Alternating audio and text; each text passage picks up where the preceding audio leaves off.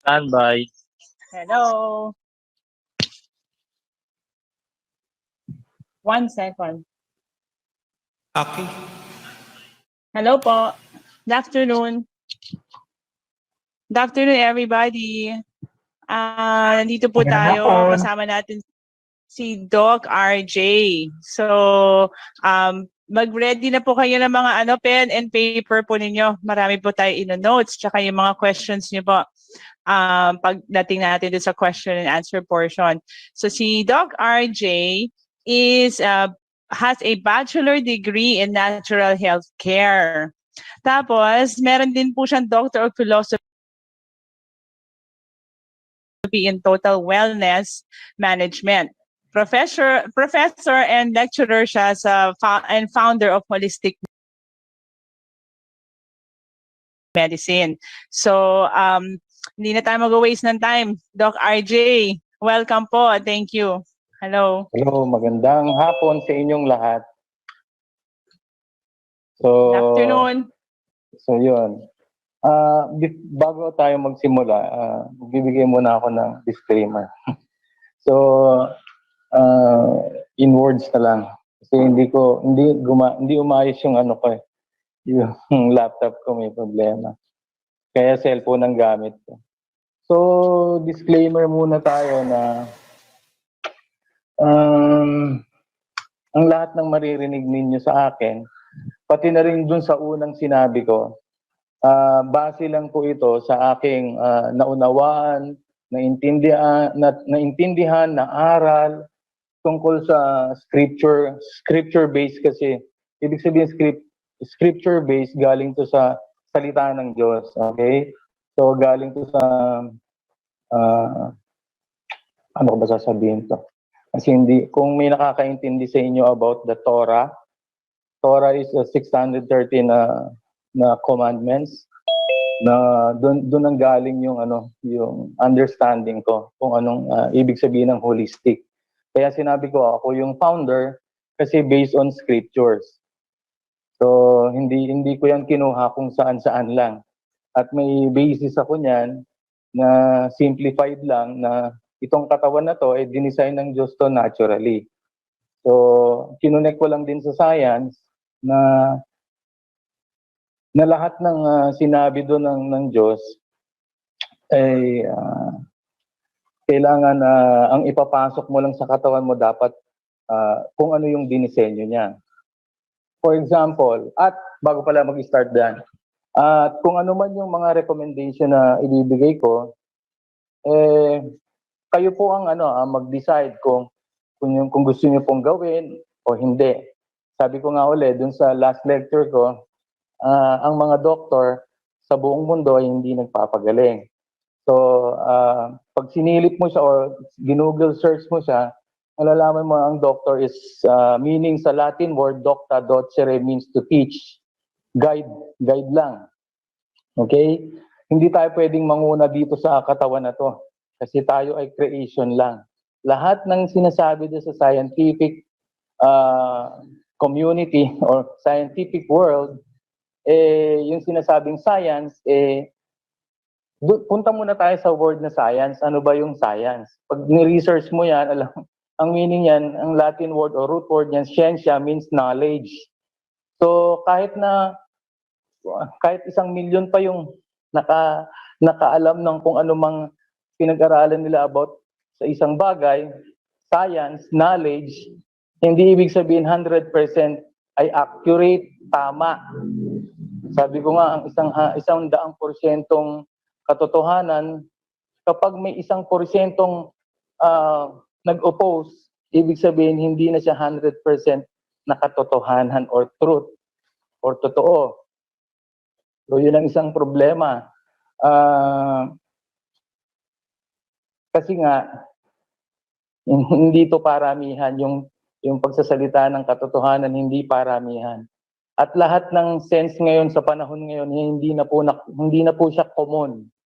Meron pong tinatawag na right common sense. Dapat maintindihan ng bawat isa na may right common sense. At ang paano ito gagamitin, kailangan mo may basis ka or foundation ka using Word of God, yan, spiritual. Kasi nga, walang ibang tama sa buong mundo kung hindi yung lumikha lang ng tao. For example, sinabi ng Diyos, okay, doon tayo sa pinakaumpisa pala. So, panimula, merong isang Diyos or isang sovereign, majesty, very powerful na creator. So, kinreate niya ang tao parehas ng mundo. Kung ang mundo ay merong 70% na tubig, ganun din ang katawan natin. Parehas ng mundo. So, the rest are minerals, so parang periodic table. And yung tubig na sinasabi ko, hindi po basta tubig ito. Ito ay maalat. Yung mundo kasi maalat talaga yung 70% na yon. And lots of minerals. So, ang katawan natin, 70% din water, maalat din yon. Kaya napakahalaga ng asin. Kaya kung bakit ko sinasabi palagi asin, napakahalaga ng asin sa katawan. Kaya nga pag ang tao, pag lumuha, anong lasa? Hindi ba maalat? Pawis, lasahan mo, maalat din. Yung plasma ng dugo, subukan mo lasahan, maalat-alat din. At kapag ikaw na-stroke, anong gagawin sa'yo? Dadaling ka sa ospital, i-infuse sa'yo, or IV, asin tubig din yun, plain saline solution. Napakahalaga ng asin kasi isang components ng katawan niya na mayroong electrical activities. So, kailangan alagaan yung katawan niyo sa mga minerals, especially yung asin na yan, napakahalaga niyan. So, sasabihin, Dok, magkakaroon ako ng kidney stone kasi kaya meron akong isang ika-clarify nung may mga nagko-comment na opposite naman dun sa tinuturo ng ibang doktor. Kaya tuloy, hesitant akong sundin yung sinasabi mo, Dok. Teka, yan ang problema Kasi nga, hindi nga tayo pwedeng manguna. Okay? Itong katawan na to, dinesign to naturally. At alam ng katawan mo kung ano ang sobra. Kaya nga nilagay ng Diyos ang kidney para pag sobra ka ng mga minerals o kung ano mang sobra na sangkap meron ka, ilalabas yun ng kidney mo.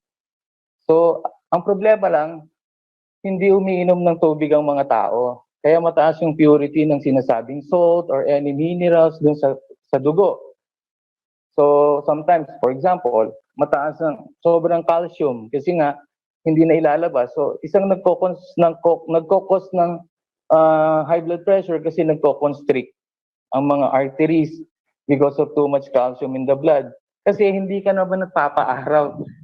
Ang isang nakakatulong para i-absorb ang lahat ng mineral is exposure to sunlight. Okay, wala pa tayo sa sunlight, doon pa lang tayo sa calcium.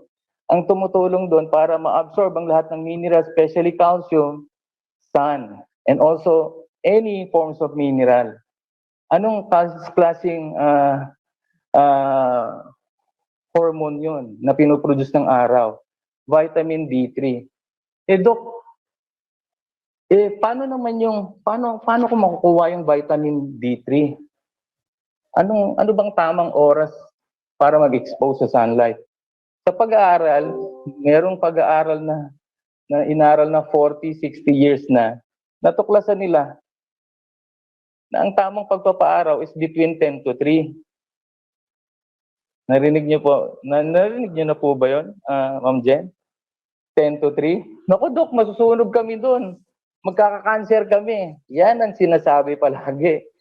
Kumusta na yung mga farmers natin? Di sana puro may cancer yan. Kasi buong araw yan, nasa arawan. Namang may cancer. Ang totoong nagkakaroon ng cancer, yung mga pinapahid nilang ano bang tawag doon, Miss Jen? Sunscreen? Sunscreen. Bina-block mo yung araw. Sunblock. So, bakit 10 to 3? O, yan na naman ang question Bakit 10 to 3, Doc?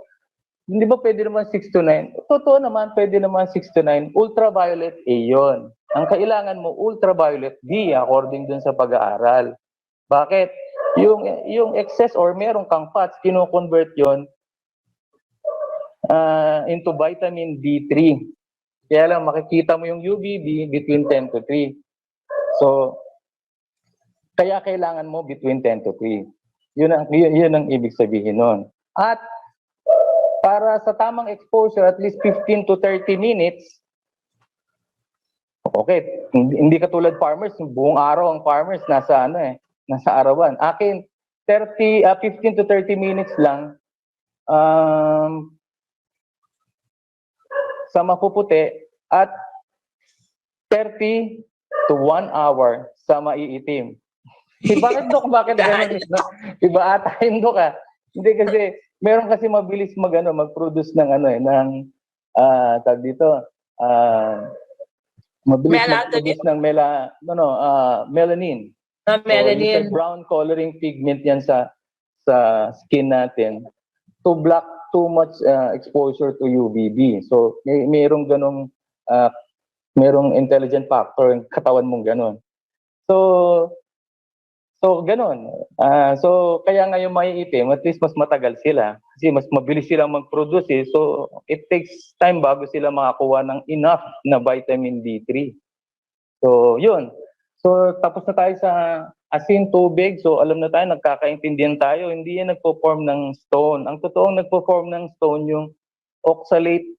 Oxalate is a byproduct of animal protein. So yung animal protein, yan yung naging habit na ng mga taong kainin. Yan ang problema eh. So ang mga tao ngayon carnivorous na. So Doc, siyempre natural kakain kami ng karne. Kasi importante yan kasi kailangan mo mag-produce ng muscles. Kailangan mo ng protein. Sabi ko naman, as holistic, kailangan maintindihan mo. Nung nakakita ka na ba ng kalabaw, gorilla, kambing na kumain ng mga animal na kapwa nila hayop para magkaroon ng muscles? Kaya kang ibato ng gorilla, ano ba kinakain yan? Kukuha lang mga dahon-dahon. Kainin na, tapos yung mga prutas kasama buto, seeds. Nung inaaral ko na sabi, mas mataas pala tong protein na meron tong mga ito. Yung mga dahon-dahon na to, mga green leafy na yan. At saka yung mga beans, seeds. From the beginning naman, sa totoo lang, hindi tayo talaga carnivorous. Inallowed lang yung eating ng mga hayop na inalaw ng Diyos para kumain ng tao ng hayop. Nung time ni Noah, doon nag-start yun kasi nga walang vegetation. So yun ang kaya doon inallowed yung, pero hanggang ngayon naman inallowed pa rin naman ng Diyos ang pagkain ng hayop. Pero may limitation na. Nakasulat kasi doon, ang sinabi doon, huwag kang kakain ng ng mga pinagbawal na marumi. Nung time ni Noah, pinagbawal na yan. Kaya alam na nung panahon ni Noah kung ano yung malinis at marumi na hayop. Tapos, siniseparate yung marurumi at malilinis. Kasi ang malilinis ginagamit for sacrificial at saka food consumption. Now, Doc, yung sinasabi mo na mga bawal? Okay, ang sabi niya kasi, huwag kang kakain daw ng mga pagkain katulad ng baboy, alimango, alimasag, hipon, isda na walang kaliskis, tahong, talaba, tulya, pusit, tambako, tulingan, sapsap, espada, galunggong. Kinakain niyo po ba lahat yon? Natikman niyo na po yon? Yes! Congratulations! Kain pa more. Kaya lang ang nakakalungkot, may mga karugtong na mga passage na sinasabi, ang buhay ng physical ay nasa dugo. Or for the life of the flesh is in the blood. Paano ngayon yan? Nadudumihan mo pala yung dugo mo because kumakain ka ng marumi. So kaya nga isa sa mga sinabi ko nung last time, ang ugat ng sakit ay una, yung pagsuway. Sinabi ng Diyos, huwag mo kakainin kasi marumi yan eh. Halos lahat doon yung pinakaugat ba ng lahat ng karamdaman. Sama mo na yung cancer. Yung pagsuway. Walang pinagkaiba doon sa istorya ni Adam. Tingnan nyo paano mako-connect Diba, sinabi ng Diyos, wag mong, kainin mo na lahat ng mga prutas diyan sa mga puno na yan, maliban sa isang puno na yun. Huwag mo kakainin yun. Anong ginawa niya? Hindi ba? Kinain. Tapos nagsisihan na. Nagsisihan na sila. Nagturuan na. Hindi kasi binigay mong babae sa akin, yun ang ano eh. Yun ang nagbigay sa akin ng pagkain. Tapos yung babae, hindi, yung ahas eh. Nagturuan na. So, ang ano doon, ano ang talagang saan ba talaga nagkasala si Adan doon? Doon sa sumuway siya o doon sa kinain niya yung ano, yung prutas na pinagbawal? Tanong kita, Miss Jen. Parang pareho lang yun, Doc, ha? Kasi Magkadog kung- yun eh. kasi may sinabi ang Diyos na pag nakain mo yung prutas niya sa puno, mamamatay ka. Ang tanong, namatay ba siya? Hindi, di ba? Nabuhay pa Hindi. siya ng 930. Yes. 930. Ang problema lang, nagkaroon na ng separation. So, na-cut off na yung spiritual ano niya, na katulad ng Diyos. So, hindi na siya 100% na spiritual being. So, physical na siya. Kasi ang pinakita niya, katawan. Yan ang mga problema ng tao ngayon. Ang nagdidictate sa kanya kung anong matatanggap nitong katawan na to. Diyan nagkakasala ngayon ng mga tao. Kasi ang Diyos ay Diyos na malinis. Okay? Pure and pristine from the beginning. Ay, hindi pala pristine or pure ang tao nung unang panahon. Kahit baby. Bakit? Nung inaaral ko na-discover ako na mas matindi. Yung microbiome, kung may nakakarinig na sa inyo, narinig niyo na po ba yun? It's a Yes. diverse microorganism that lives in you. Yung Correct. bacteria pa, mas marami pa pala kung ang cells ng katawan is around 100 trillion cells. 10 times larger yung microbes na yon. Kaya hindi sterile tayo from the beginning. Meron ka ng microbes na nakareside sa'yo. Ang problema,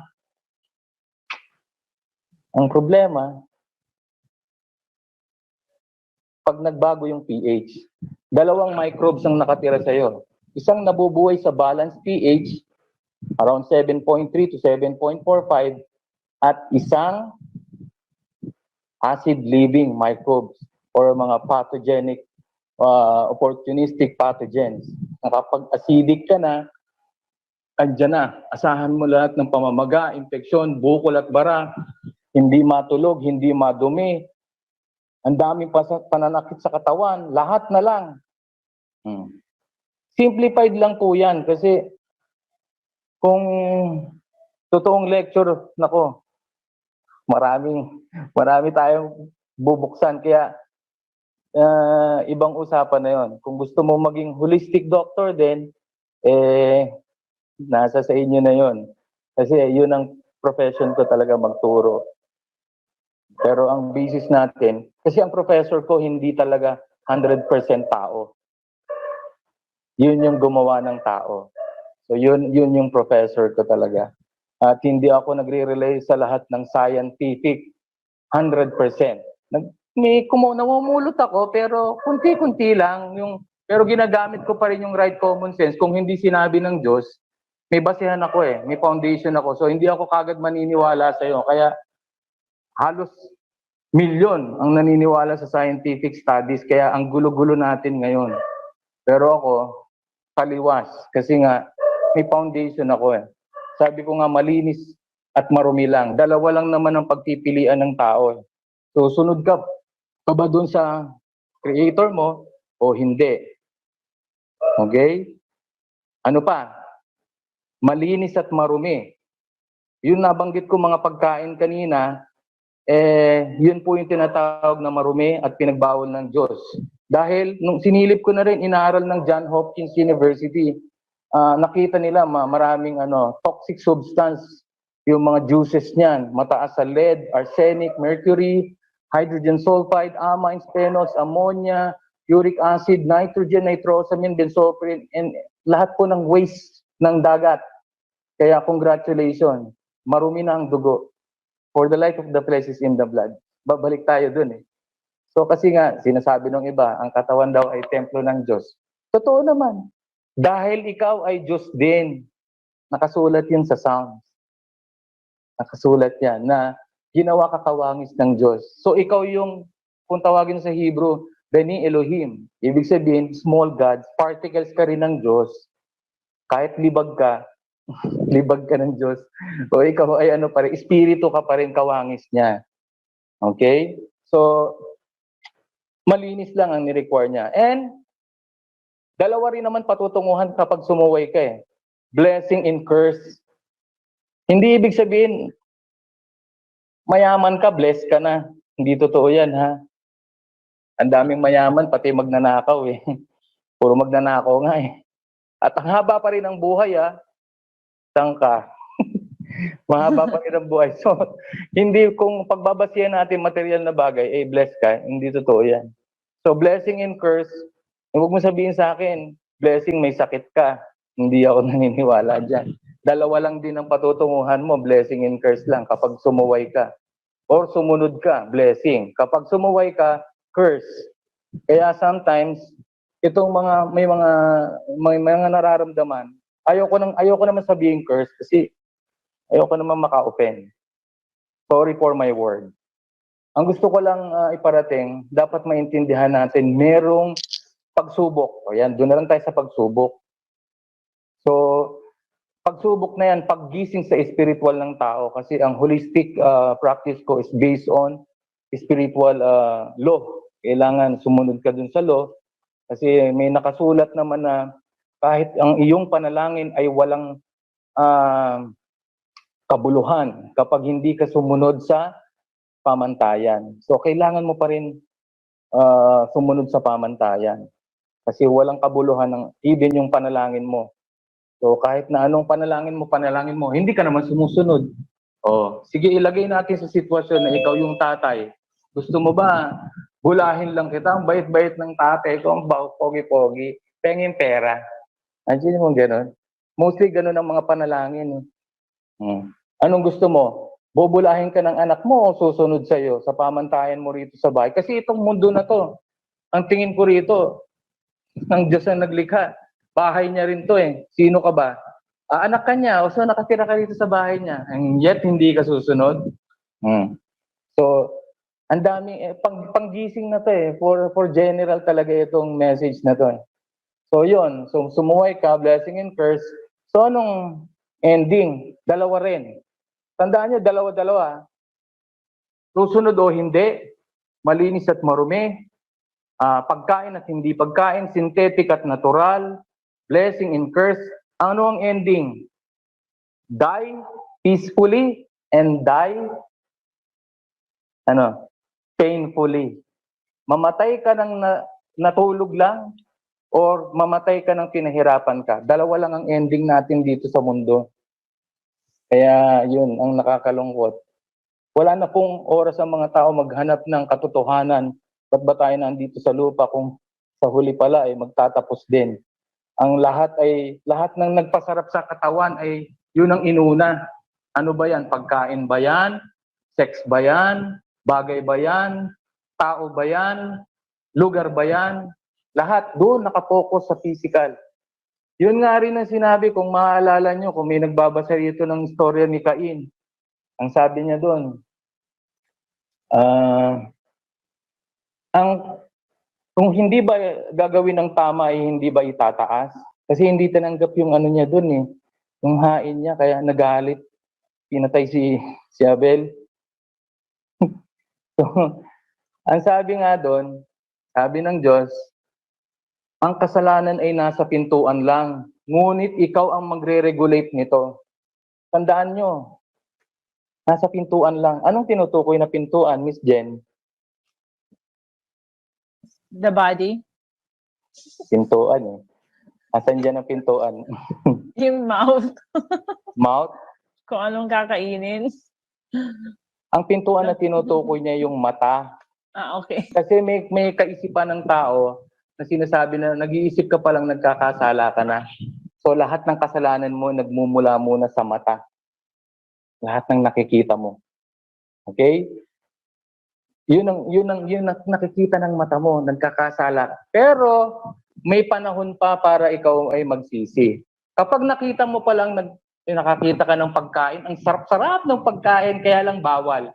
Ikaw naman, naisip mo kagad, ay, ama, patawarin po kasi nakakita po ko ng masarap na pagkain, kaya lang pinagbawal mo eh. Hanggat hindi mo pa kinakain yun, hindi ka pa nagkakasala. Oh, nakakita ka ng 100,000, walang tao. Dalawa lang ang choices mo eh. Kukunin mo o hindi eh. Kaya lang, nakapag-isip ka na, so sabi nila ka nagkakasala ka na. Totoo naman. Kaya lang, pwede ka pa magsisi. At pag hindi mo pa ginagawa yon, hindi ka pa nagkakasala. So, napakahalaga na pinag-uusapan natin kasi sometimes po, as a holistic doctor, nakita ko na po, kahit lahat na ibinigay ko na sa isang tao, okay? Binigay ko na. Lahat ng tinuro ko, natural, ginawa niya. Hindi pa rin gumaling. Ano kaya problema? Hindi po physical eh. At hindi ako pwedeng makialam doon. Kaya nga walang pwedeng magsabing siya ang nagpapagaling. Kaya ang doktor hindi nagpapagaling. Bakit? Hindi nga tayo may-ari ng katawan eh. Nilagay ka lang dito eh. Meron kang purpose dito, dapat maintindihan mo yon. So, kapag may nagsasabi ng siya nagpapagaling, doktor, kasi pag yung pagkakalam ng iba eh, pag sinabing doktor, ano ba yung doktor? Papagaling, manggagamot. Nahihiya na po ako doon kasi nung maintindihan ko yung katotohanan, hindi po. Paano kung ang tao na yan ay sinusubukan na ng Diyos? Kapag may sakit, may cancer na, lahat na ginawa mo natural pero wala pa rin. Ibig sabihin, spiritual ang pinag-uusapan. Etong milagro, nanalangin, naghumingi sa lahat ng kapatawaran sa Diyos. Talagang tinalikuran niya. Dati siyang magnanakaw, mamamatay tao. Ewan ko kung nang rape pa yun. Pumalikod lang sa kanyang kasalanan, bumalik sa Diyos. Hinanap ang katotohanan ng Diyos. Milagro, gumaling. Paano ngayon gagawin natin to? Sino tayo ngayon para makialam? Para magsabi tayo ang nagpapagaling. Kaya nakakahiya eh. So, ang holistic doctor, yan lang po ang dapat maintindihan. Kaya nga, yung as a founder of holistic medicine, ang tinatarget ko yung espiritu, hindi ang katawan. Kasi sumusunod lang po ang katawan. Kung ano ang naintindihan ng espiritu, yan lang. So, hindi ako nahihirapan pag-usap. At saka, ang nakakalungkot lang, meron pang may comment ako nabasa, quack doctor. Talaga? Sige nga. Ano bang ibig sabihin ng quack doctor? Ang quack doctor po yung walang ginawa kundi na lang magbenta. Synthetic man or natural. Kung gusto mo makatulong, wag yung pag-iisipan mo, pagkakakitaan mo yung tao. Hindi naman masamang maghanap buhay, hindi eh.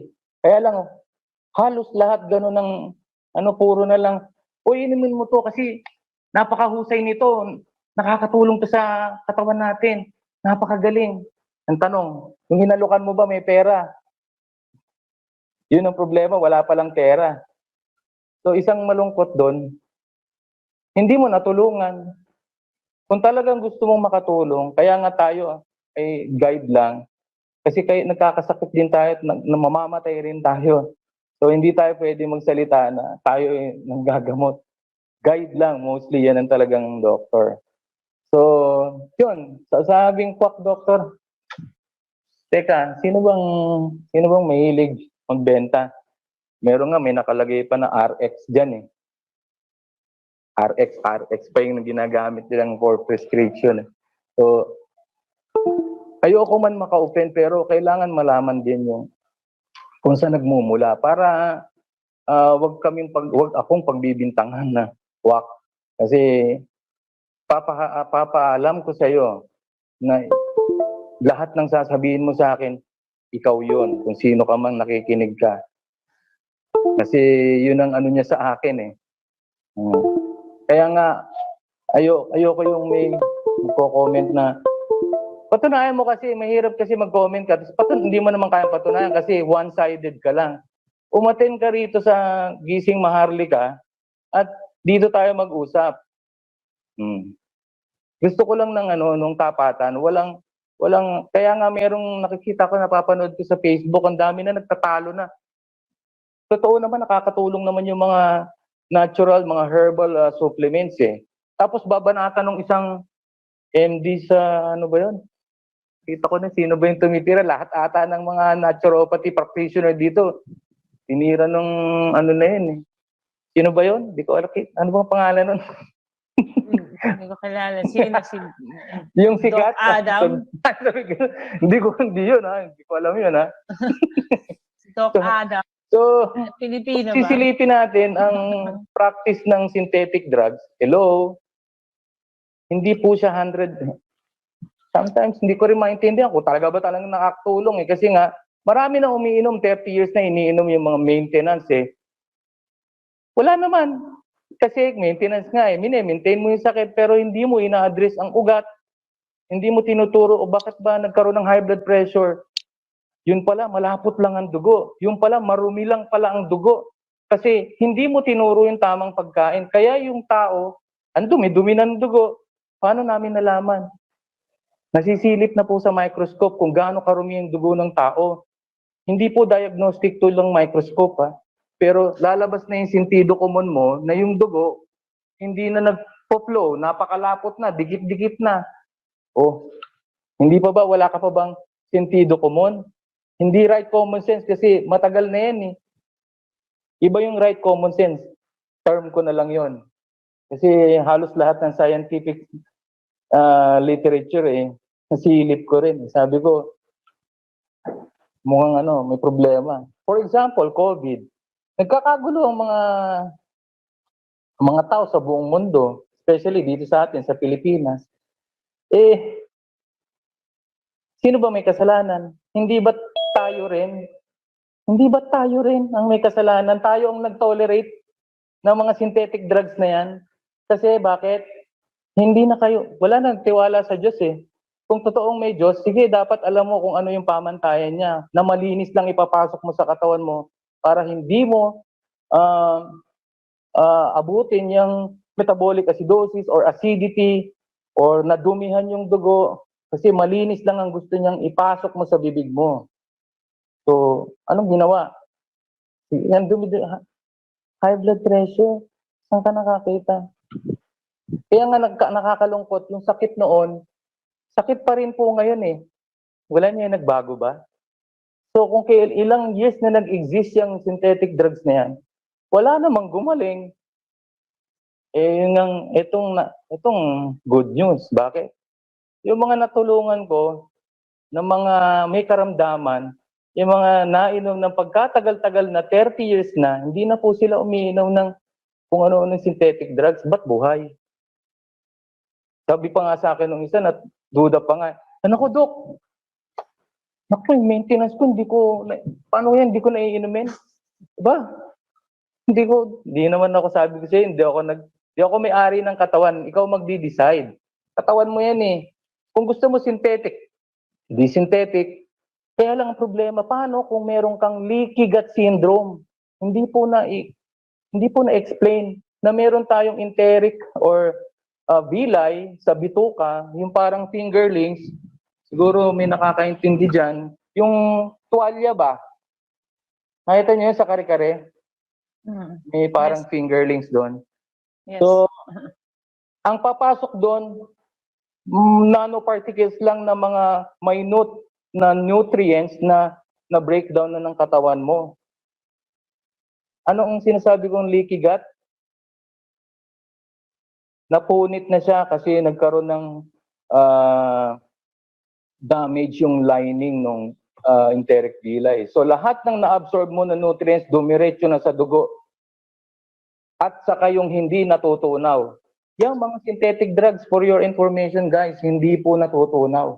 Walang enzyme. Okay? Walang enzyme na ginawa ang Diyos to break down these foreign particles. Kaya ano mangyayari?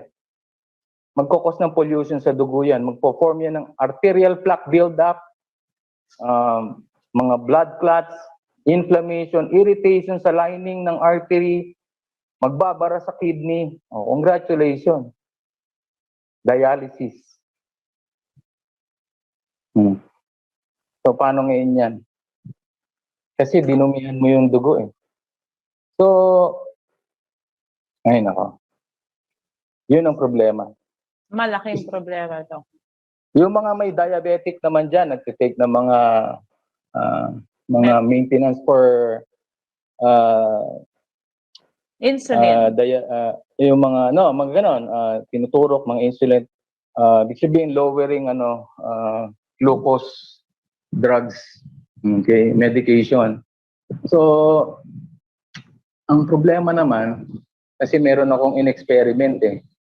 Meron akong pinakain sa buffet. Matagal na yun, sa Moji. 3 kaibigan, kakilala. 3 oras kami. May mga umiinom ng maintenance for diabetic. Yung isa, 8 years. Yung isa, 10 years yung isa. Yung isa, 6 years yung isa, 5 years. Kain kami ng may mga diabetes yan ha. May mga maintenance yun. Sige, kain kami 3 oras. Pero dahan-dahan lang ha. Baka naman bigla na lang itong magtaasan ng glucose eh. Bigla na mag-collapse itong mga to. So dinahan-dahan ko sila. So ano nangyari? After 1 hour or 2, chinek ko yung mga glucose nila. Yung isa, 400. Yung isa, 800. Yung isa, hindi na mabasa. Tanong ko sa kanila, yung 400 ano nararamdaman? Wala. Yung 800, wala. Yung hindi na mabasa ng glucometer. Sabi niya, sakit ng parang lightheaded, parang gano'n, nahihilo akong konti at inaantok. So, ganito lang gagawin natin. Within 6 to 12 hours, hindi muna kayo kakain. Okay? Hindi muna kayo kakain. At ang gagawin niyo lang, salt and water lang.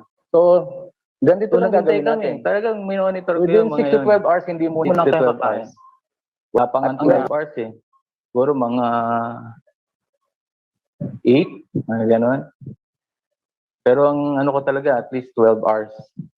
So, chinek ko uli yung mga yon. Na-found out ko, nag-normalize siya. Yung pinakamataas lang, may mataas pa rin, nasa 300. Pero yung dalawa nag-normalize na. Ang tanong nila sa akin, Dok, ba't ka nag-normalize? Wala kaming ininom. Ha? Hindi nyo ba alam na kapag hindi ka kumakain, yung present na glucose sa dugo mo, gagamitin na yan for future energy use. Kasi meron ka ng reserve nandun tumatakbo sa dugo mo eh. So, ang problema lang, kapag hindi ito nakaya ng katawan, mababa yung tolerance mo sa acidity and toxicity, ang sunod na kakambal ng pagtaas ng glucose ay ang paglapot ng dugo kasi acid forming yan. Ang susunod na mararanasan mo, pananakit ng ulo, high blood pressure. Kaya lang yun, matataas ang tolerance nila. Yun lang ang na-observe ko eh. So, sabi ko, hindi na ipaliwanag talaga sa inyo yung regulation ng dugo sa katawan.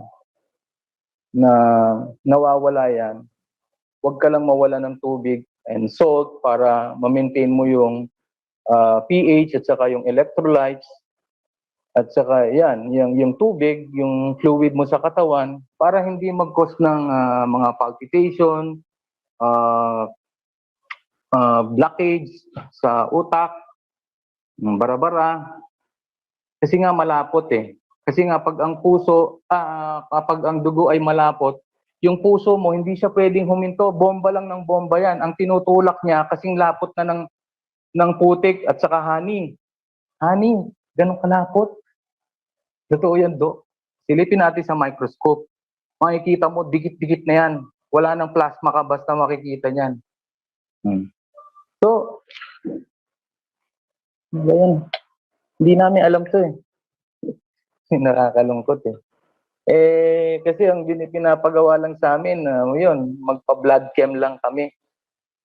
Alam nyo guys, yung mga diagnostic kasi, tuloy hindi ko siya tinuturo ko rin yan. Hindi siya talaga accurate. Kasi ang dami kong na-encounter, yung mga blood chem. Kino-question nila ako. Teka, Dok, bakit ito? Bagsak lahat ng ano ko. Itong laboratory, yung dugo ko, bagsak po lahat.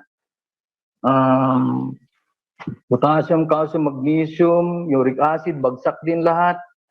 Yung below normal, abnormal. Pero Dok, wala ako nararamdaman. Ba't ganun? Totoo ba to? Gusto nyo magpa-second uli ako? Eh, ikaw, kung marami kang pera, magpa-check ka uli. Magkano laboratory, yung blood chem na yan. So, may isang side naman ng mga grupo, Dok, bakit nito? Normal naman lahat ng ano ko, nasa normal range lahat itong laboratory ko ng dugo. Pero, bakit ang dami kong nararamdaman, Dok?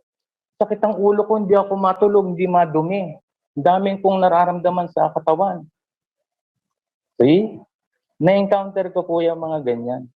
So, sabi ko, paano ngayon to? Merong talagang hindi naiintindihan ng mga tao. Kaya nga, even itong COVID na to, sabi ko nga uli, itong PCR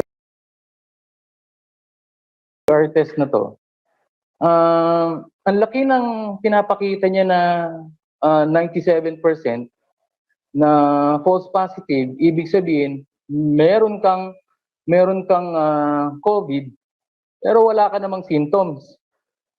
See, doon pa lang dapat makahalata na kayo eh. Na sinasabi nung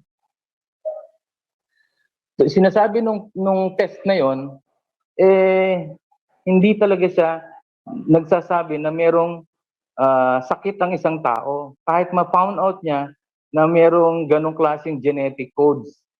Pero guys, hindi niyo siguro alam na merong tinatawag na program na software, kaya nababasa ng PCR test na merong kang ganong klaseng genes or RNA protein na nabasa ng RT-PCR. Kasi nga nakaprogram yan. Merong isang genetic sequence bank na ginagamit ng lahat ng virology sa buong mundo. Doon sila kumuha ng sequence at nilagay nila dyan sa PCR. Hindi na bago yan. Ang dami ng balita dyan. Correct. So, nare-read nila yung nakaprogram. Hindi Computer, actual, yes, computer program Generated. talaga. Generated program. Even naman yung mga bacteria, mga viruses na nakikita yung ina-animate, computer design generated lang naman yun. Hindi naman itong ganang itsura nun. Eh. At saka, ibig sabihin, hindi talaga siya harmful. Bakit? Kasi nga, yung survival rate, tingnan nyo, nasaan doon ang pandemic, 99% or 90% na lang, hindi mo naman, 90% gumagaling ang tao. Kahit walang any bakuna dyan. No? Wala pa kasi kailangan mo talagang makuha yung virus na yan naturally. Yan nga yung tinatawag na natural infection or para ma-meet mo yung herd immunity. Kailangan mo yan through exposure. Kaya nga po yung mask at saka face shield, hindi po siya talaga nakakatulong. Bagkus, piniprevent mo pa piniprevent mong makuha yung virus na COVID sa hangin. Kasi ako, nag-iintay nga ako eh. Ako rin, Doc. Kasi gusto kong gusto kong makuha yun eh. Kasi alam ko, hindi talaga siya talaga totoo. Parang ganito lang yan. Kung totoo yan, dapat yan maamoy mo. Yeah, may amoy dapat yan. Mabaho. Kasi yung katawan mo mismo, madidetect niya na, uy, masama, mabaho yan. Ikaw mismo lalayo ka na eh. Oh. So hindi nga siya nakikita, doon nag-take advantage ng mga scientific literature na yan. So, guys, itong katawan na to, may defense mechanism ito, may physical barrier.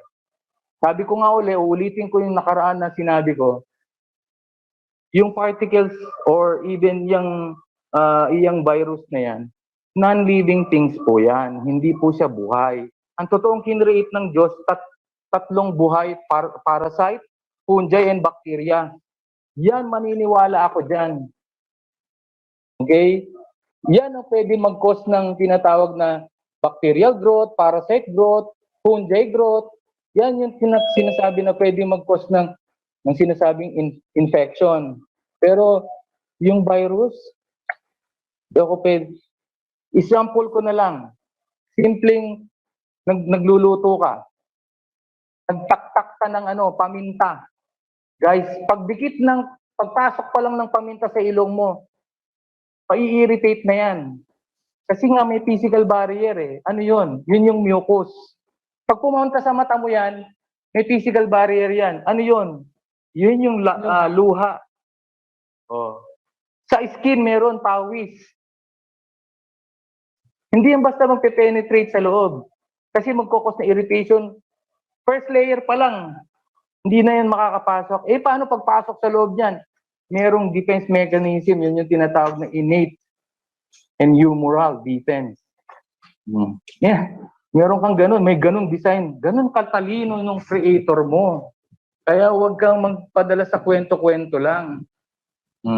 Kasi nung unang panahon, wala naman totoong ang Diyos ang nagbibigay talaga ng sakit eh. Yung plague, siya lang nagbibigay ng sakit. Itong mga sakit na naririnig nyo, self-inflicted ito. Ibig sabihin, ikaw may gawa. Sinabi ng Diyos, huwag kang magpapasok ng marumi dahil maapektuhan ang dugo mo dahil ang dugo, andyan ang buhay mo, nasa dugo. Kaya tigilan mong kumain ng marumi dahil hindi pwedeng ginawa ka kawangis ng Diyos tapos ang kinakain mo, basura. Tapos mamuhay ka na parang Diyos din kasi ginawa ka ng Diyos kawangis niya eh. Kaya nga sinabi niya, go ye forth and multiply. Anong dapat mag-multiply? Kawangis niya, hindi kawangis ng hayop. Hindi ka nandito sa lupa para mamuhay na parang hayop. Na pagising sa umaga, maghahanap ng trabaho, maghanap ng kaligayahan maghapon, pagdating sa gabi matutulog. Ilang henerasyon na ba na ginagawa ng tao yung ganyan paulit-ulit? Kapag may sakit na, doon pa lang magigising, doon pa lang maghahanap ng katotohanan ng Diyos. Nagmilagro. Kasi nanalangin eh. Meron siya nakitang liwanag eh. Gumaling. Ayun, pastor na siya ngayon. Yun lang problema. So yun ang problema. So, ay nako. Sabi ko nga, simple lang. Sumunod ka lang, ano yung pamantayan, hanapin mo kung ano yung pamantayan niya. Mamumuhay ka rito ng hindi ka magkakaroon ng sakit ng ulo. Hindi ka magkakaroon ng problema sa kapwa mo, sa asawa mo, sa anak mo. Kasi kung ano yung pamantayan ng Diyos, yun din ang i-apply mo sa tahanan mo. Ang hindi sumunod sa'yo, bye-bye, hanap ka ng bahay mo, lumayas ka. Parang ganun. Kasi hindi sumusunod sa'yo. Alam nga naman, kupkupin mo pa yan, papatay ka na yan sa huli, baka magulat ka. Ikaw na ang susunod na biktima niyan. Ganun ba? Kasi nga may pamantayan ng Diyos. Tandaan nyo lahat ng mga sumuway sa Diyos nung unang panahon. Patay. Ganun lang naman eh. Ngayon, killing me softly na lang ang nangyayari. Kasi yun, ginigising ka na. Kaya nga, yung may mga karamdaman, mga kapatid, ito po ay paggising lang sa inyong spiritual na nakakalimutan nyo ng pakainin ng espiritong kawangis ng Diyos. Okay? Yun lang po ang kailangan yung pakainin. Kasi nga, kahit ibigay ko pa sa inyong lahat yung kaalaman tungkol sa kalusugan na binigay din ng Diyos from the beginning, in-applyan ni Daniel, na naalala nyo kung si Daniel nagpas, ang kinain niya lang legumes. So, kasi nga nakadesign ng katawan natin, nakasulat yan sa Genesis 1:29 na nakalagay doon, I give you seed-bearing fruit at saka seed-bearing plants. So, yung mga fruits, seed-bearing fruits, mga prutas. Yung seed-bearing plants, yung mga seed na tinatanim mo na nagiging plants, yung mga lahat ng ano natin, bahay kubo, ano bang meron doon? So lahat yun, yun lang ang kailangan sa kasumunod ka sa pamantayan ng Diyos. So balik tayo dun sa COVID. So yung PCR test, 97%, hindi siya nagbibigay ng accurate at hindi rin siya nagbabasa ng hindi siya nagbibigay ng accurate na result. Viral load. Kung ikaw may infection, at even your viral load kasama yon, yung sinasabi doon na 97% na false positive, meron kang COVID pero wala kang symptoms. Kasi nga, kita mo, nakikita nyo ang ginagawa, 7 to 14 days i-quarantine ka. I-observe nila doon kung anong reaction ng nalaman nila. Napatunayan, 90% gumaling. So, ibig sabihin, hindi pala harmful yung kasi gumagaling kinwarantin lang namin, pinakain lang namin ng kung ano-ano. Doon naman sa mga mask, saka face shield, kailangan po talagang ma-expose ang tao sa anumang meron sa hangin. Okay? Kasi paano ma-activate yung immune system mo kung hindi ka ma-expose sa environment? Katulad ng mga taong grasa. Mga nakatira sa kalye, kumakain pa ng panis yan. Mga tira-tirang pagkain, nag-aalongkat sa basurahan. Activated po yung immune system nun. Ibig sabihin, kilala niya lahat ng nasa paligid niya. Alam naman natin kung mayroong mga doktor dito sa immunology, meron nga memory cells yung katawan ninyo na nakikita niya. Alam niya kung ano yung mga pumasok na sa katawan mo at na-detect niya na, alam niya na yun. So next time pumasok yun, alam niya na yun kung paano i-eliminate yung mga foreign particles na yun. So wag na natin masyadong technical kasi maraming paliwanag dyan pagdating sa immunology. Napakadami niyan. So in layman's term lang, gusto ko lang maabot ng kaisipan ng bawat isa na ang katawan na to may self-healing capacity, may regeneration, repair, detoxification process. Lahat ng pumasok sa katawan mo ng mga foreign materials or particles, immediately may reaction ng katawan mo. Ano yun? Magsusuka ka, magtatai ka. Ilalabas mo yan. Kaya lang may mga synthetic drugs. For example, nakakain ka ng contaminated food, nagsusuka-tai ka. Inuman mo lang ng Diatabs, inuman mo lang ng Atapulgite, o nagsara yung puwet. Ang problema, hindi na ilabas yung foreign na yun na nagpo-cause ng irritation. Maghintay ka na mga ilang taon, colon cancer naman ang inabot. Yun ang mind setting to suppress. Sinusuppress mo yung adaptive response or reaction ng katawan. Katulad ng mga synthetic drugs, hypertensive drugs, high blood pressure drugs, yung dilation, dinadilate kasi nga constricted. So, iinom ka ng vasodilator para bumuka. Bubuka. Tapos, pagdating ng time, wala nang effect, nasara na naman. Inom ka uli, vasodilator, bubuka. Bubuka, sasara, bubuka, sasara. Isang beses, pagbukas niyan, puputok. Mga nag-cause na. Kasi nga, too much toxicity ng mga synthetic drugs promotes, tawag dito, thinning o numinipis yung arterial lining. So, magkukos siya ng bubble effect. Magninipis kasi acidic yung mga iniinom mo nagkukos ng bubble effect, maglolobo. Tapos, puputok. Thy kingdom come, thy will be done.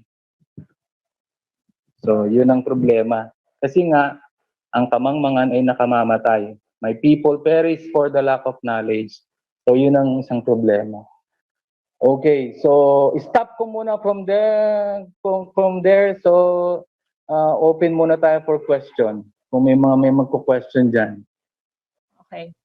Merong isang question dito, Doc, sa panel natin sa Zoom. Si Rudy, paano yung tumataas ang creatinine? Di ba bawal ang water na may salt?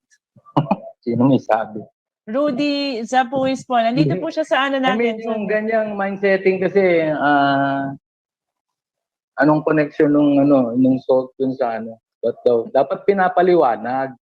Tinatanong nga Kasi niya po, Doc, ah, kung hindi ba bawal ang salt Hindi. and water kung mataas ang creatinine niya. Tapos may sinunod siya eh. Ano yung sinunod niyang Ay, di po, sinabi? yun lang. Paano, Doc, yung tumataas ang creatinine, di ba bawal ang water na may salt? Yun lang. Oh. So sorry for my Oo, mali ganun pa lang naman. pagdinig ko. Kasi akala ko, hindi ba bawal Hindi. ang salt doon? Parang ganun eh. Hindi So, po. ang mga ganun, hindi nga, kasi nga kapag kulang ka rin sa tubig at wala kang sodium, tandaan nyo ang sodium kasi yan po ang humahawak ng tubig sa blood plasma. Kaya nga mayroon tinatawag na retention. Kasi nga pag walang retention, hindi magtatagal ang tubig. So sometimes, inom ka ng tubig, ihi ka rin ng ihi. Kaya nga, confusing yung study ng 8 to 12 glass. Bakit? Every time na umiinom ka ng plain water, iihi mo rin. Ihi ka ng ihi kasi alam ng katawan mo kung ano lang yung requirements at saka sasabihin niya yung kapag kailangan mo na ng tubig. Okay, ang problema, every time na uminom ka ng tubig na plain, ihi ka rin ng ihi. Ano ang nilalabas mo kasama ng ihi? Electrolytes din, kasama rin dyan yung salt. So yun ang problema. Ang creatinine kasi, hindi na kayang i-regulate yung protein. So anong gagawin? Eliminate mo muna yung animal protein kasi isa yan sa mataas ang purine na hindi na makayang ma-tolerate o ma-regulate ng katawan. So, kapag malapot ang dugo mo, nag-i-stay yan sa mga kamay-kamay, joints, tuhod, likod, paa. At pag nag-bind yan sa mga ibang minerals, magkokos yan ng topus or yung kulay puti, gouty arthritis. Pag binutas mo ka, parang asin yan. Kasi nga, carnivorous ka na, kanin-burus ka pa. So tigilan po muna. Plant-based ketogenic muna kayo. Okay, or plant-based muna. Na yung protein source nyo galing muna sa halaman. Yun muna. At saka kung maaari yung may edad na 40 pataas. Kasi may nagrereklamo. Dok, bakit naman 35 yung sinabi mo?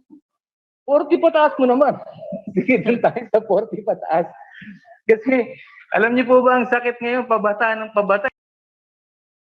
Ibig sabihin, meron tayong observation eh. Bakit pabata ng pabata? Kasi, bata pa lang, kung anong diet ng tatay, nanay, yun din kinakain ng bata. Kaya huwag kang magtataka kung anong na-accumulate na mga toxic materials ng magulang, ganun din ang tinatanggap ng bata. Kaya yung totoong namamana, yung kung paano mamuhay sa pagkain o paano kumain ang mga magulang. Yun ang ipinapasa sa mga bata. Kung anong diet nila, diet din ng bata. Walang choice eh. Walang pera eh. Tama ba? Correct. So yun ang problema. So mga 40 pataas, isang beses lang muna kayo kumain. Gayahin nyo si Ma'am Jen, intermittent fasting. Intermittent fasting. Correct. Once a day, lunch lang po. Okay? Bakit siya maganda? Kasi kapag mas mahaba ang oras ng pahinga ng katawan mo, doon siya nagre-repair. Kaya nga napakahalaga kung maaari mag-fasting kayo. Huwag muna kayong kakain ng kahit anong pagkain, mag-salt water muna kayo kung kayo ay mga obese at semi-obese at saka yung may konting taba. Huwag muna. Kasi nga, nagpo-promote ng acidity nga yun eh. At saka hindi nagre-repair ang katawan ng tao kapag may pagkain. Lalo na yung mga gustong gumaling, gustong mag-repair ang katawan. Kapag may pagkain, for example, nilalagnat, may trangkaso, o ubo. Tama na yan. Kung sabi, COVID. Hindi muna kayo kakain within 24 hours. Salt and water lang. Bakit? Hindi po talaga COVID yun. Ang tawag doon, trangkaso or flu. Bakit? Umabot ka na sa state ng metabolic acidosis. So, na-reach mo na yung level ng acidity and toxicity at hindi na kayang i-regulate ng katawan mo. Kaya lahat ng cells irritated na. Kanya-kanya silang release na ng kung ano-anong chemical, messenger or hormones or even yung cytokine storm na sinasabi. So, yan ang isang problema. Na-irritate na kasi lahat ng cells eh. Mainit na eh. Kasi wala nang tubig eh. Drought na eh. Kasi acidic na o acidosis na ang state eh. So, kaya i-ano mo na dyan, i-ready mo na yung yung darating na mga signs and symptoms like pamamaga, infection, bukol at bara. Aabot ka na dyan. Kaya huwag kayong magtataka kung bakit may pamamaga, infection, bukol, cancer, or mga bara-bara kasi nga walang tubig at walang asin. Inom ka na nga na inom ng tubig. Isang pitchel na nga dok na inom ko eh. Kaya lang, walang asin. So hindi siya maiiwan. Ilalabas mo rin yan. At sasabihin ng katawan mo yan kapag kulang na. Yan na nga yung panlasa mo na may mapait na panlasa, panunuyo, tapos medyo sakit na yung ulo, malasakit na yung katawan, lahat ng klaseng pain, mainit na yung pakiramdam mo, malabo na yung paningin mo. So ganun yun, kasi nga acidic na yung tao. Kasi nga lahat ng pinasok mo, 3 beses ka pa nakain, umaga, baboy, sinangag na kanin, sa tanghali, sinigang na baboy, tapos kanin, sa gabi, lechong baboy, kanin, baboy, kanin, baboy, kanin, baboy. Kanin, baboy. So, ganun po ang nangyayari. Kasi nga, ang mga tao ay hindi nga, walang nakaalam sa pamantayan ng Diyos kung ano lang ipapasok. Yung design, yun lang po ang ginagawa ng isang totoong holistic doctor. Ibabalik mo kung anong disenyo ng katawan ng tao, kung paano to ginawa ng Diyos. At yung espiritu mo, itataas mo, pakakainin mo rin siya, hindi puro katawan lang ang kumakain. Ano yung pakakain mo sa Kanya? Yung salita ng Diyos, hindi ba't nakasulat doon? Ang tao ay hindi lamang nabubuhay sa tinapay o pagkain kung hindi sa salita. Ang linaw naman yun. Okay. So, Doc, nadumihan mo ang physical, nadumihan mo rin ang spiritual. Kaya ang sakit mo, dalawa ang panggagalingan. Kasi na-experience ko na, lahat nagawa ko na eh. Yung pala ang problema, marami palang sama ng loob to sa pamilya, sa kapitbahay, dahil sinismis siya, mga ganun. Ay nako, tigilan nyo rin yung chismis guys. Isang nabibigay ng pagkakasakit sa tao, yung lumalabas sa inyo, sa bibig ninyo. Kahit alam nyo yung tama, huwag nyo nang nakita nyo, uy, si may kasamang lalaki sinismis mo nga. Hayaan nyo na lang kasi pare-parehas lang tayong i-judge sa huli. Pare-parehas tayong haharap sa itaas. Sino ka para maghusga dun sa tao? Kahit na walang hiyayan, hayaan mo siya. Hayaan mong Diyos maghatol sa kanya. Kaya nga tingnan mo ano nangyari dun sa asawa ni Lot. Di ba naging asin siya? Kasi sabi doon, huwag kang lilingon. Wala kang karapatan, sabi doon. Walang karapatan kahit sino man kasi hindi nga siya matuwid eh. So wala siyang karapatan makita ang glory ng Diyos. Kung paano pinarirusahan ng mga walang hiyang tao. Kaya naging asin siya. Kasi nga, kaya nga bawal tayo basta lahat itong sinasabi ko for the sake of education at nasa sa inyong decision pa rin kung gusto nyong gawin. Kung hindi, doon kayo mag-stick sa synthetic drugs, wala akong problema dyan. Basta ako, sinishare ko lang sa inyo. And kung magko-comment ka sa akin dito ng huwag kang traidor. Harapin mo ako. Kung sino ka man. Yun lang. Warning lang yun. Kasi mahirap yung nakikita ko sa video-video. Kaya nga, sa totoo lang, noon pa dapat ako magsasalita ng ganito. Kasi lang, Ewan ko ba? Pero ano ko naman, na-overcome ko naman yung dati kong ugali. So, ang akin lang, dapat fair. Kung gusto mo kung gusto mo public tayo para public oral argument, debate, anong gusto mo, term, mga ganon. Kaya lang patunayan mo sa akin. Kasi nga, itong dala-dala kong katotohanan ay galing sa Diyos. Hindi po ito kwentong invento ko lang. Okay? May foundation kasi ako. Okay? So yun, okay ba sa akin? O ko ba, nasagot ko ba yung sa ano kanina, yung nagtatanong? Sir Rudy, so okay po ba yon? Bale, magbawas po tayo ng animal protein para bumaba po yung creatinine. Okay Huwag po. pong mag-alala yung kung sino man yung nag-comment yan kasi nire-review ko lahat ng comment eh. Meron po akong nire-review ko yan tapos binibigyan ko ng message yung mga taong nagko-comment ng nagtatanong na ganito, ganyan. Nagko-comment ako, binibigyan ko sila ng libreng konsultasyon, tinatawagan ko pa sila. Kaya lang maghintay kayo ng turn ninyo ha kung sakali. Pagtsatsagaan ko po kayong lahat dahil lahat kayo ay kapatid. Okay, kapatid ko kayong lahat. Lahat tayo galing sa Diyos at babalik din tayo sa Kanya. Thank you, Doc. Walang nakakaalam kung sinong mauuna.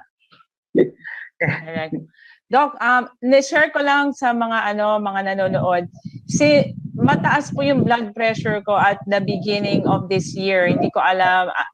Since last year pa po. So, may napanood ako sa YouTube si Dr. Jason Fong. Tapos sinabi niya, pag mag-intermittent fasting, merong effect yun, nabababa yung blood pressure. So, tinry ko. So, bumaba nga yung blood pressure ko. So, hindi na ako nagte-take ng mga maintenance. Nung nagtanong ako dun sa doctor, Doc, bakit sumasakit yung ulo ko? Ganyan, yung blood pressure medicine ko, 5 milligrams of calcium blocker. Ang sabi sa akin ng doctor, ay dagdagan na natin, gawin na nating 10, hindi na gumagana yung 5. Yun ang sinabi sa akin. Since refuse ko talaga, ayokong dagdagan yung medicine, naghanap ako ng ibang ways.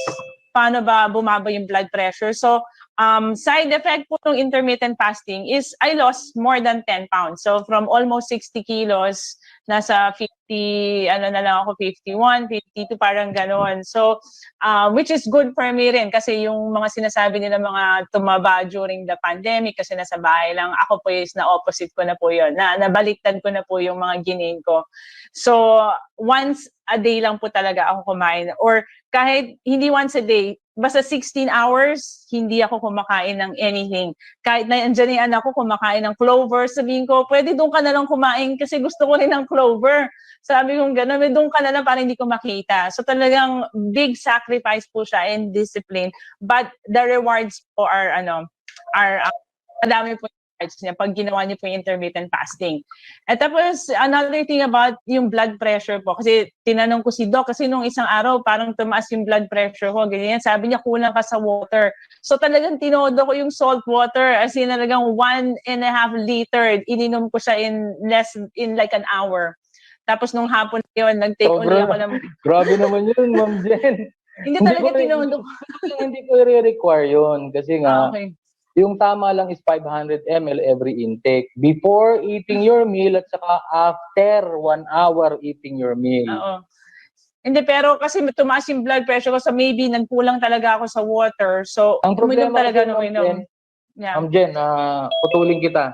Ang problema kasi noon, kapag may problema ang kidney, sometimes hindi na ilalabas. So, nag-focus ng sobrang retention yun. So, kailangan na umiihi ka. Minsan kasi, yung mga nagtitake ng medicine at may leaky gut syndrome, nag-block na doon, tapos iinom ka pa ng asin tubig. So, hindi siya, hindi siya. Pero, so far, wala pa naman ako na, kahit na may mga dinadialysis okay pa rin naman. Kasi nga, umiihi pa sila Yeah. May umiihi pa naman ako, Doc. Tanungin niyo po yung sarili niyo kung may problem dyan sa kidney, creatinine kanina, narinig ko.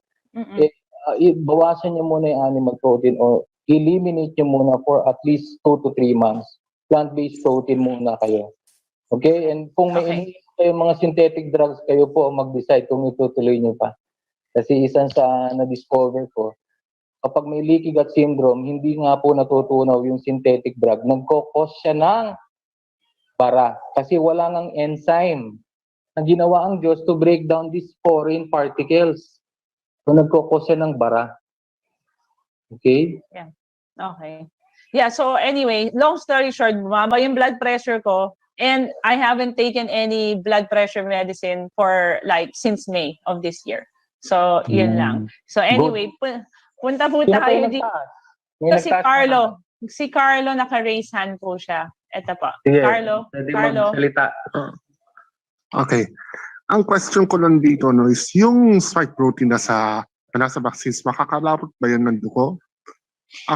Anong mga possible na pwedeng gawin dyan? Yung unang dalawa. Yung spike protein, alam naman natin is a laboratory made dyan. So, consider it as foreign particles. Kapag, kasi nga binipass mo, dapat oral. Papayag ako vaccine, sige oral. Kaya lang, pag dito pa lang sa oral at hindi na tinanggap, isusuka mo na yan. Kaya lang, binipass po, diniretso na sa dugo. So, yun ang Okay. problema. Yeah. Kaya nga tayo may mga physical barrier, yung mucus, Yes. yung laway, yung luha, yung pawis. At pag nakapenetrate yan dyan, kaya lang wala ngang buhay, hindi siya basta makakapenetrate.